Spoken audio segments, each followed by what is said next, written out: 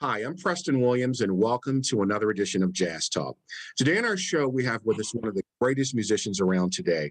This gentleman has been on the scene for over 35 years and has worked with many greats from Ray Charles to Nancy Wilson, Elvin Jones, John McLaughlin, George Benson, and Bette Midler, to name a few. He is a multi-instrumentalist, which consists of vocals, of course, organ, trumpet, and saxophone. Please welcome to the show, Mr. Joey DeFrancesco. How are you, sir?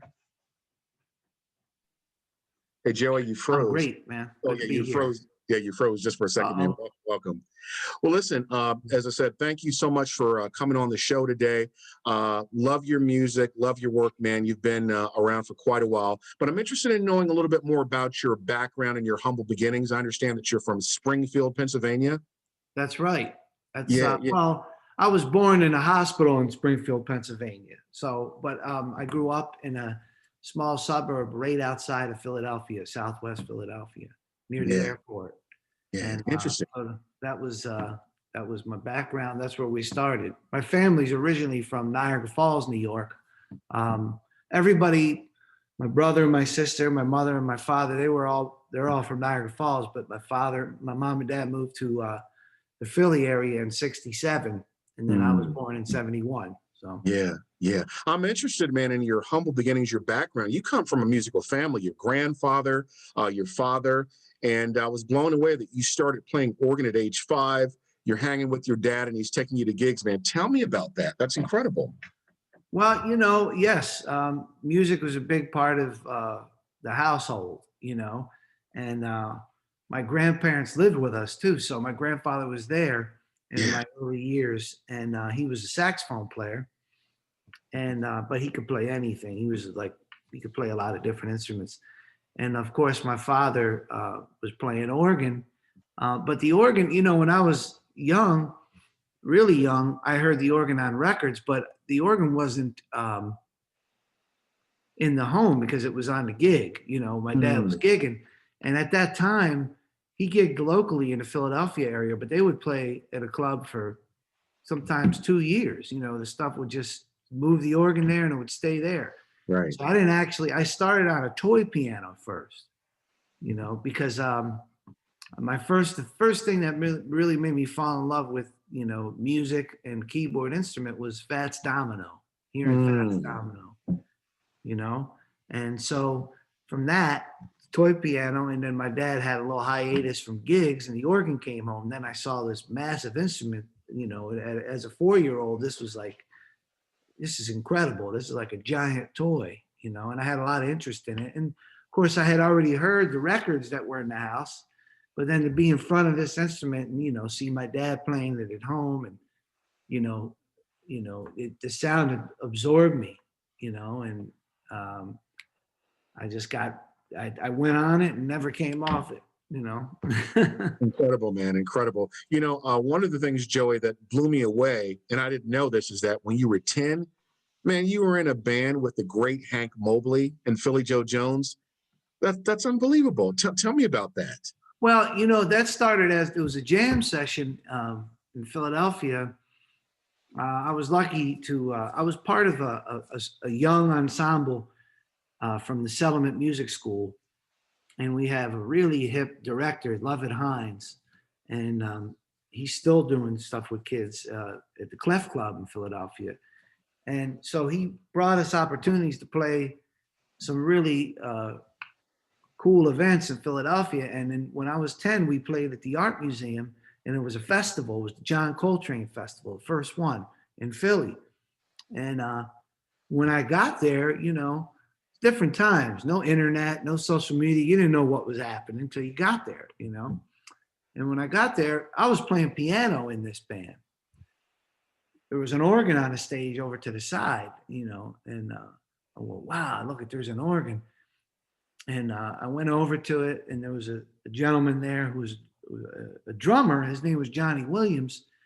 And he also had an organ that he would bring around for people to play in his group. And I said, wow, who's the organ here for? And he said, Shirley Scott. I was, what? So, he was very intrigued that, a young guy was so interested in this organ. And then I said, can I try it? And then I knew how to turn it on, and turn it on in old Hammond organs. There's something to that. It's not just an on and off switch, you know? And he's looking like, wow, he knows how to turn this thing on. So I turned it on and I started playing it. And, you know, that was my true love. I mean, I loved the piano too, but that was where I was at. But there weren't organs at the schools and things. So I had to adapt and learn how to play the piano. But this was there and I'm playing. And he was like, wow. And he was very impressed the way I was playing the blues, and, you know, knew I had a lot of knowledge about the instrument. And he invited me to a jam session at a club in Philadelphia called Gertz. And at that jam session were all these cats that you mentioned: Philly Joe Jones, Hank Mobley, Bootsy Barnes. I mean, Mickey Roker, people coming in and out, Shirley Scott, Trudy Pitts. And I started playing with these cats. And the next thing you know, I was playing with them on a regular basis, you know. At 10 years old? That's incredible. Wow. 10 years old, because I had been going, my father started taking me when I was 7 to sit in on his gigs.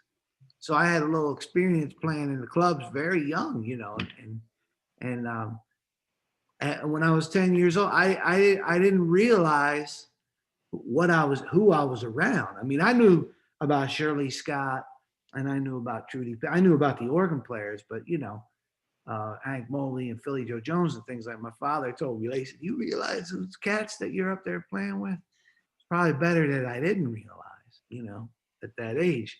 So, but the cats were very warm and encouraging and helpful, and we came to be really good friends with Trudy Pitts and her husband, Mr. C, who was a drummer, and of course Shirley Scott, and that just introduced a whole other avenue of people, you know, to be involved with, to learn from, and other teachers and musicians. I mean, Philly was, at that time, there was a lot of stuff happening. There was still 3 or 4 clubs that were regularly bringing musicians in. So I got to see a lot of musicians and sit in with a lot of, I sat in with Groove Holmes when I was 10 and Jack McDuff, you know, and they were so nice to me, you know, they were really wonderful, you know. Man, incredible. So, I mean, looking back, what do you remember about playing with Hank and Philly Joe? Because, you know, sometimes you don't hear Hank's name a lot. You know, when you think about tenor players, you hear, of course, Joe Henderson, Wayne Shorter, Coltrane, and Sonny Rollins. But you played with one of the Titans, man, one of the big names. And when you look back, what is your memory, you know, as far as playing with like Hank Mobley? Well, I didn't talk to him a lot, and, you know, he didn't play a whole lot. He would play a couple tunes because these were jam sessions, so it would be open, you know. But I remember him being a very warm cat, and his sound that stuck in my head because, of course, after I was aware of that and him, I went back and started listening to these records, you know, like all those great Blue Note records he did, and the records he did with Miles in particular too, you know, the live record, because we had some of those in the house, but I didn't really listen to those. I was really focused on the organ, you know. Yeah. And then I started listening to like Plug Nickel. I mean, not Plug Nickel. What's the live Miles record? The Black Hawk. Yeah, Live at the Black Hawk. Yeah. Yeah, there were 2 records. We had those, so I put those on, and then I started getting more familiar with what he did, and I was like, wow, how lucky was I? But, you know, I'm a big fan, and he's right among all those cats you mentioned. You know, he just doesn't get, at that time. I think now, unfortunately, you know, it would be better when people are around that they get that kind of recognition. But at that time, he was definitely overlooked, and he's definitely one of the Titans. Yeah. I hear the term, Joey, that he's the middleweight champion, you know, on the saxophone. But were you at that time listening to the great Jimmy Smith? Because obviously he's had a tremendous influence on you. Did you get it? Were you into Jimmy at that time, or did that come later? Oh, no, I was into Jimmy that was the main. I mean, as soon as I got on the organ, you know, and of course my father had all of his records. Yeah. Right. So they would be playing, and I just fell in love with it in such a way that I wanted to do it so bad, and I wanted to play. I hear those recordings, and I wanted to play like that. I wanted to learn that, you know. And then it was Jimmy Smith that was heavy, but then my father said, "Well, you got to check out Jimmy McGriff too." Okay. My father always emphasized that Smith was the man, though. Like, you know, and there's no question, because without him, there wouldn't be this legacy. of organists. He just made everyone, the way he played and the way you feel when you hear him play, Mm-hmm. it makes you want to play that instrument, and that's what all those cats. So McGriff had he had that thing, but what McGriff brought was a more churchier, bluesy R&B kind of feeling to his playing, which is tremendous. I love that. Mm-hmm. And Groove Holmes specialized in the bass lines, man. Groove had some slick from each one of these musicians, what their integral part, like what they have done, to influence the legacy. And they all had, even though they're all influenced by Jimmy Smith, none of them sounded, you'd hear the influence, but they still sounded like themselves. And that's when I also realized at a very young age, you could have all these influences, but you still got to sound like yourself. And you're going to, and eventually you're going to, if you play long enough and you're really into this, and you take all those influences, and we talk a lot about transcribing, I always thought that meant writing out solos and things like that, but and a lot of people do it like that, but also transcribing with your ear is important. And I mean, that's what I always did, Yeah, yeah. So I realized later that I was doing that. I just wasn't writing it down, That's incredible, man. I'm so impressed by that. So I guess you're in school now. You eventually, I think when you're high school, you went to like a performing arts school. Yes, I went And to, yeah, I'm sorry. No, it's okay. It's Give me okay. 1 second. Take your time, man. Take your time. Okay. All right. Okay. All right. Yeah, I went to the creative, they called it Kappa, High School for the Creative and Performing Arts. And I started going there in 9th grade. Wow. And of course, my classmates were Christian McBride. I know about that, Christian. That's great, man. And I understand that you were winning some awards too when you were in high school. You were the man. Yeah, we started, we were doing like high school competitions and things like that. And, we had, and also Kurt Rosenwinkel was there, and Questlove, Amir, Boys to Men, he didn't go there. The Boys to Men went there. And then, and then we played and we were doing great. We played together. Me and McBride became really tight. We were best friends, inseparable, That started before high school. He even recommended to me to go to that high school. And when we first met in the summer of before 9th grade, and I wound up going there, and we got really tight. So that was really helpful because we loved music so much. Yeah. And, we would hip each other to a lot of different things, and he loved Art Blakey, the Jazz Messengers. And so that opened me up to that. And, and I would hip him to all these different organ things. And, it was just a great friendship. And we hung out, and it wasn't always music, Yeah, beautiful. And at 16 years old, man, you get your first record deal with Columbia. What in the world? What was that like, man? Getting a record deal as a teenager? Man, it was crazy. When I think back on all those things, that came out. I did the very first Thelonious Monk piano competition. Yeah, and, that was in. Was it early 80s or something like that? 87, I think. 87. Okay. Yeah. Okay. So in 87. I did that competition, and I was one of the 5 finalists out of like a ton of piano players. Marcus Roberts won that year. Marcus, yeah. Yeah. But I wasn't upset about winning. I was just happy to be there playing Monk's music. And, the judges were Barry Harris, Hank Jones, Sir Roland Hanna. Wow. Cats like that were the Roger Kellaway. So to be able to play for these cats, and they were all super cool, and it was to have, we had a little speaker next to us that was their voices telling us, like what tunes to play. We had a certain monk tunes we had to learn. And I remember Hank Jones' voice coming out, Mr. DeFrancesco, please play In Walked Bud. And I was like, whoa, man, you know? So, but what came out of that was they brought in Dr. George Butler, who was the VP at A&R at Columbia Records for the jazz department, right? Yeah. And this is the guy that signed Wynton and brought Miles back out of retirement. I mean, this is an important guy that we don't talk enough about, really. And so he was there, and I met him, and he showed a little interest in the young guy playing the piano, but you know, they had a million piano players. And I knew that. I said, I want to send you a tape. And I already knew in my mind, I'm going to send him of me playing the organ, because that's something that there just hasn't been anybody doing that, a new face doing that, you know, in a long time. So I sent him the tape, and he got it like December 20, just before Christmas season in 1987. And I called his office, and his office got back and said, yeah, we received it. Thank you very much. And, you know, we'll get back to you sometime next year. You know, so then I thought, okay, half of that stuff doesn't even get listened to. I mean, they get so many tapes, you know.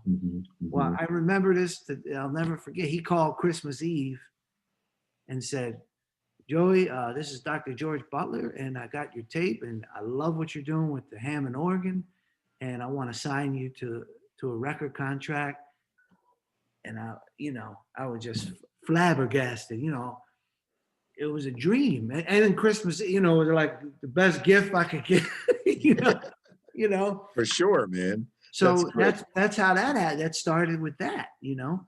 And I was 16, and I turned 17 the following in 1988, and you know, get the contracts and all that stuff together, and we went in the studio in June of 1988 to record my first record.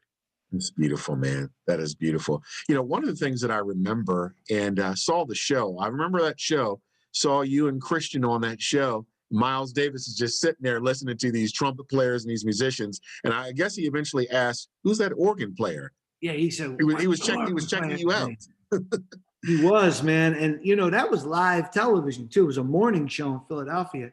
Yeah. And Miles, I always thought, how strange that Miles Davis is going to come to Philly to do this show, but he was friends with the host on the show. So we got him to come and do it. So they said, well, that trio was called the All City Jazz Trio, you know, kids from. So they said they want to play, you know, some music between the commercials, and we want to accompany these 4 trumpet players from the school districts to play for Miles. And we were really excited to do that, you know. Yeah. But we didn't get a lot of playing to do. And the one trumpet player, John Swana, he said, man, play a chorus up front on the blues. That chorus up front on that blues got me the gig with Miles Davis. That's incredible, man. You playing with Miles Davis, and what? I don't even think you were 20 years old yet. Were you, like, in your late teens? 17. I was 17. Like, all these things happened. I already had my record deal. I made my first record, and then Miles called me like right after that. So all these things kind of just happened like one time, man. Wow. You know, I'm sitting here thinking about that, Joey. You're the only guy other than Tony Williams to be able to play with Miles Davis at such a young age. So didn't you do like wasn't like a 5-week or a 2-month tour or something like that with him? Yeah, we did. So I got hired in the summer of '88, and we went on the road in September. First, we did 3 gigs in the States. I remember those gigs. We did Iowa, Madison, Wisconsin, and Columbus, Ohio. It was out of this world, man. And then we went to Europe for 6 weeks. You know, and I had never been to Europe.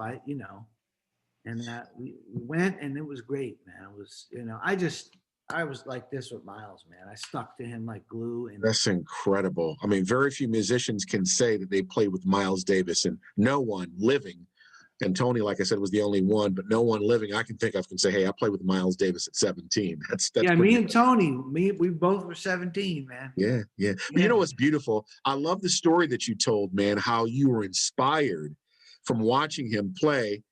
he gives you a trumpet, one of his trumpets, and you just basically teach yourself how to play it. And I was watching some footage of you, man. You have an incredible tone. I was like, I was blown away because I knew you were multi-instrumentalist, but I didn't know Joey played the trumpet, and you were inspired by Miles. And I like what you said when Miles heard you. He's like, you sound like me, you know?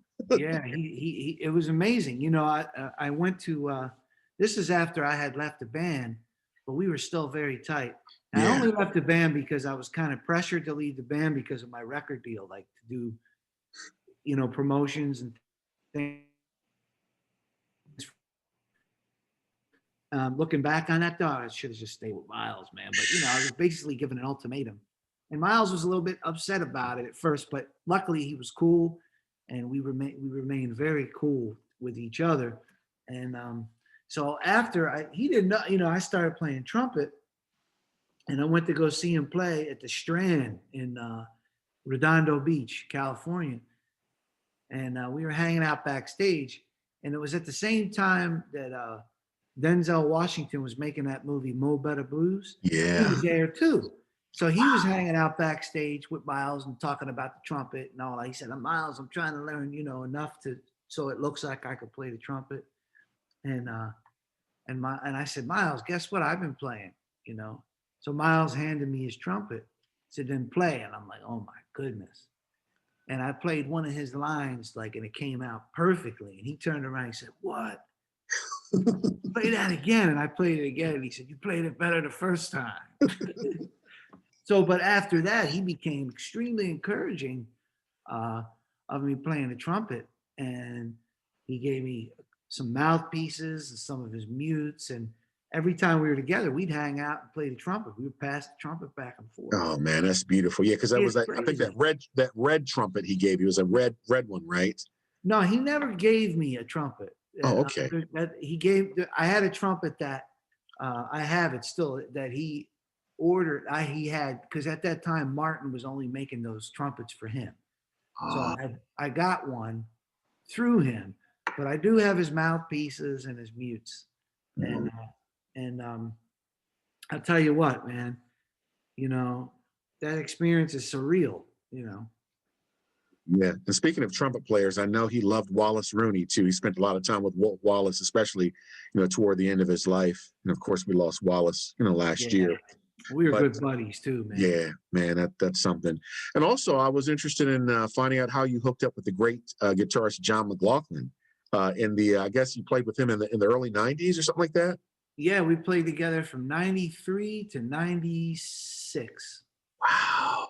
Yeah, and that you know what's funny about that? When Miles hired me, you know, the first thing he wants you to do is come out and see his band play, you know, so that you know, get a feel of the group that you're getting ready to play with. So I hadn't joined the band yet, but his band was still playing, and they played in Philadelphia. So he said, come down and hear the group, you know. And I went to go hear him, and John McLaughlin was opening for him. It was a double bill gig, which that blew me away. John had a trio with Treelock, Gertrude, and I can't remember the bass player. And they played, and that blew my mind. And I remember I was in backstage with Miles, and Miles introduced me to John. I said, hey, John, this is Joey. And he said, he's an organ player. And John said, this is very interesting. And John went, Hammond organ? I said, yeah, of course. But at that time, I didn't have my record hadn't come out yet. You know, this was still like my record was going to come out in a few months. Nobody really knew, you know, internationally who I was. So I'm meeting John. He just, this kid that Miles. But I later found out that, you know, when John, you know, we all hold Miles, you know. Oh yeah, John loves Miles. Yeah, I know. Yeah, like we all do, man. That's my guy. I was just talking about him yesterday, man, and I just love him so much, you know. And that's the greatest musician to me of all time. Well, my thing is this: he changed the course of jazz like 5 times. No, there's no one like Miles Davis. You know. Yeah, the trumpet playing is like tremendous. But if you just talk about a musician, yeah, and what he did, you know, he's the one. So he's the one. And when John called me, in 93, he said, I met you, because that was in 88 when I met him. So he called me in 93. He said, Miles introduced us. I said, yes, I remember. He said, and before I even really checked you out, I just remember him introducing us and saying you played organ. So as soon as I felt like I wanted to put an organ group together, I went and checked on you first because Miles introduced us. So it's a parallel universe is going on, Yeah. Anyway, so that happened. And so I went, that's how I met John, and we played and we made a couple of records. In fact, we did one with Elvin Jones, man. We did it. I was about to ask you about Elvin, and I know on one of those tours that you had with John, you played trumpet, I think, on one of those too. Yeah, I played trumpet on all of it. I played every night because there was a couple of tunes that I played trumpet on. Let's be for man. What was it like playing with Elvin, man? It was, man, you can't imagine what that felt like, especially to be able to play organ with him because of those classic records with him with Larry Young, like Unity and Grant Green records, talking about stuff like that. Those are great records, and he didn't do a lot of playing that's documented with like any other organ players. I found out later he jammed with some of those cats, but there's nothing documented. But that was a dream come true for me, and to play with him, man, it was an unreal experience. The feeling, it's like this giant cushion that you're on. Yeah. And you can do, and you just move with it. It's wide too. It's just a giant beat. Nothing could go wrong, man. There's room in there for everything, and that was just an incredible experience. And then the way he is as a person, he's just like, it's angelic, man. Like powerful. I don't mean a dainty angel. I mean a powerful, bright light, man. It was amazing. Incredible. You also played with another great guitarist, George Benson. Oh man. It was like working with George, man. Well, George is one of my idols. I mean, Jack McDuff had a group, in the 60s with George Benson in it. And that was a very important organ group. Now, see, Jack McDuff's bands were the most organized as far as arrangements. Jack loved arranging. He was like, he wanted to be Count Basie, he always really wanted to have a big band. So he had his bands with very specific arrangements, like heads of tunes and endings, very tight. Mm-hmm. And that group to me is one of the greatest bands, period. Organ groups or any band. It was with Jack McDuff, George Benson, Red Holloway, and Joe Dukes. Hmm. And so I love George from forever, and my brother Johnny is a guitar player. And of course he loved George Benson. And we were listening to George all the time, even like when he became, a pop star. We remember buying that. We bought that record when it came out, Breezin'. That was the one that like just classic took off, right? And he remained, but George has always remained to be one of the greatest guitar players of all time. Great vocalist too. He doesn't get credit for his singing. He's a great singer too. Oh man. Yeah. Well, I mean, that's what people really began to know him as far as the pop world is they didn't think about his guitar playing so much. They thought about him as a singer. But he's just an all-around incredible musician, like vocal. He can sing, like you said. He plays, and he's a great guy. We just did something together a couple months ago, and he lives out here. He lives not too far from where I live in Arizona. Yeah. Also, man, you've also worked with some other greats. Ray Charles. What was it like working with him? Well, I worked with him one time. It was a session with the duets record he did. And they called me last minute to do it. And I did that. And that was really cool because, it was one of those things where, he's one of my idols too. I mean, Ray Charles is kind of like my desert island cat. If you have a Ray Charles record, you get everything you need, And so I was doing that session and they called and I'm like, wow. And we went to his studio, the one he owned there in LA. And that organ was there, the one that was, used on all of his records, and the one that's on the cover that he's on from the Betty Carter record he did. Like, wow. And the first thing I want to do is like a little short solo on this tune. And the first thing I want to do is play like him. So, because I know he's listening. And he stopped and said, all right, okay, that's real nice. You can play like me, but I hired you. I want to hear you make all those runs. Right. So, okay. Then I did my thing, you know, but that was an incredible experience. And then they did the record, Ray Charles Sings and Basie Swings. Mm. And I played on that whole record, but that record was made after Ray had already gone. Yeah. What they did was they found some recording of Ray singing with the Basie band, and you can't hear the band real good, but his voice was perfect. So they took his voice and played the arrangements with the current Basie band, and I played organ on that. But you know, hearing that stuff come in through the headphones with his voice and playing was amazing, man. Yeah. I was going to ask you, Joey, didn't you get to spend some time with the late Jimmy Smith? What was it like being around him, man, and just learning from someone like him? I spent a lot of time. I met him when I was 7 years old. The First time, and then over the years, I would, every time he come to town and play, you know, we go see him play and things like that. But as I started to have a career, and I got to see him more, like on some of those festival circuits, and we jammed a couple times when like I was in my mid-teens. But you know, Jimmy had a tremendous ego.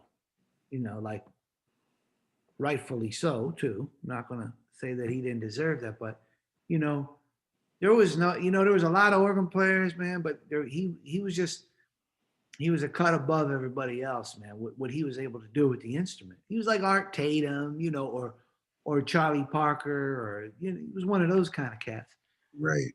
And there really nobody that could really come close to him as far as his execution and technique, and at the same time have that blues drenched feeling behind everything, you know. Well, there was this young guy that was you know, that had that happening, you know. It was a natural thing, but I idolized him, man, you know.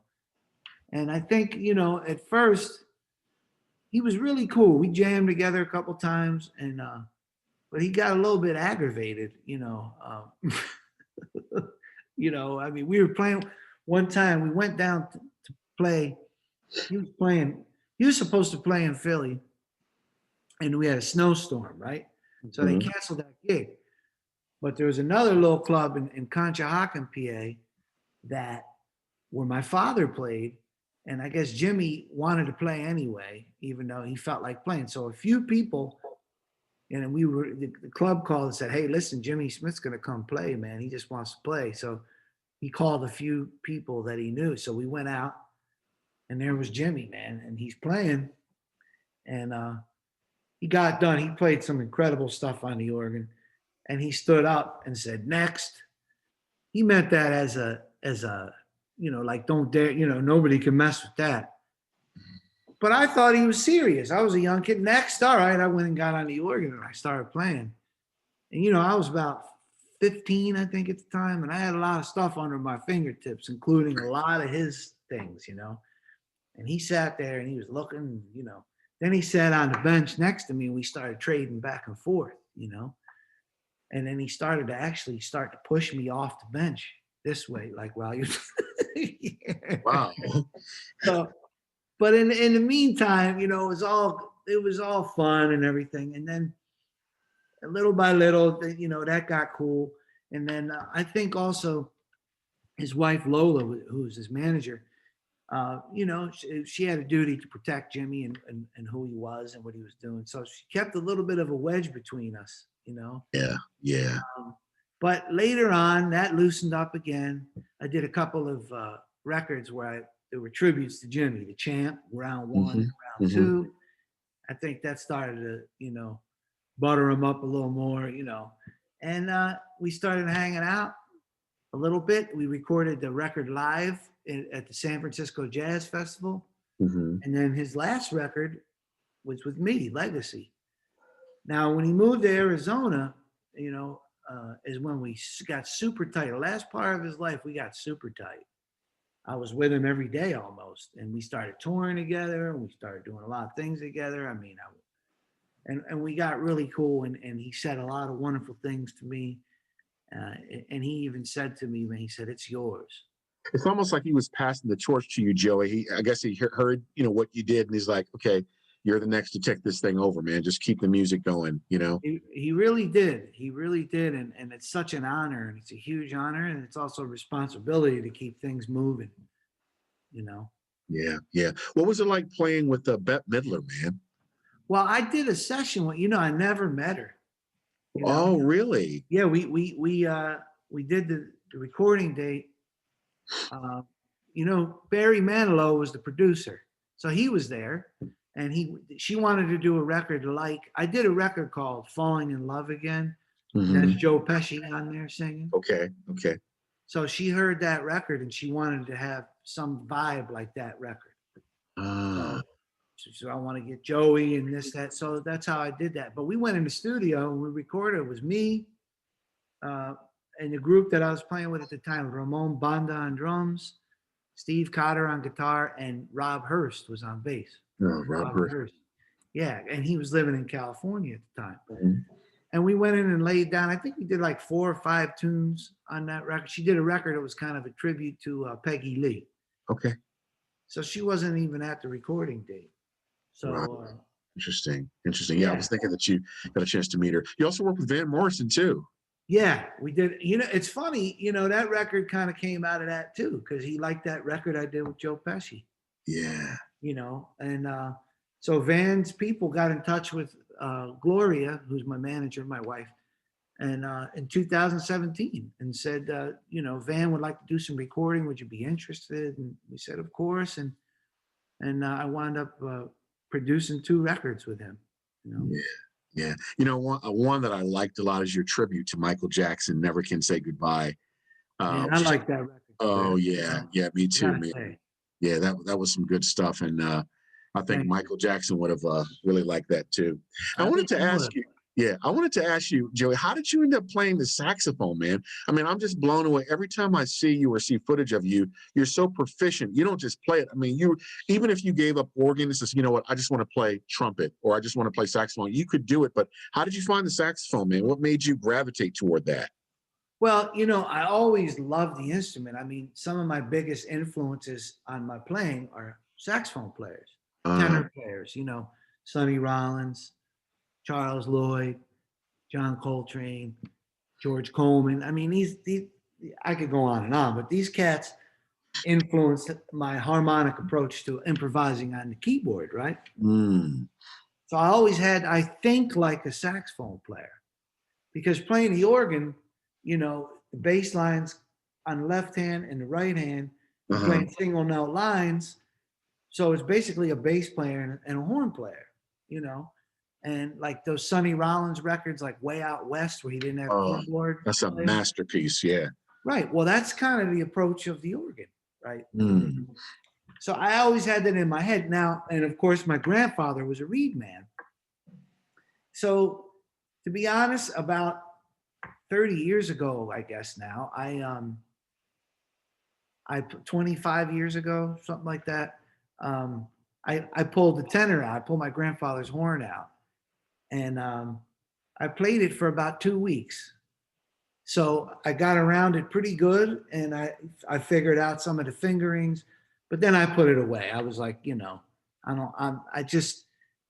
I wasn't ready to commit to it like that. So I learned something about it about 25 years ago. And then when we made the record In the Key of the Universe with Pharoah Sanders, something about him, and when he was playing in front of me, that same thing I got with Miles. Hearing that sound directly in front of me, I was like, it made me want to play a saxophone, and talking to him and hearing him talk about the horns. And I knew a lot about saxophones because of my grandfather and because of the different cats I got to play with. So I knew about horns and what kind of horns and mouthpieces and things like, I'm very interested to know about all that. So Right. we started talking about it, and I started obsessing. I do this with things, I start to become obsessive, what do they say? Obsessive compulsive disorder. So a few months later, I decided, I said, I want to get a saxophone. I want to start playing. So I asked my dad, I said, can I take Grandpa's horn? He said, if you're going to play it, yeah, you can have it. I said, my intention is to play. It started out, I was just going to play at home and enjoy it. But, then I dived in and really got serious. I really, and I'm loving it. Next thing I know, I've got like a dozen of them in here now, but, it just something really bit me about it. And so every day my practice, routine, my play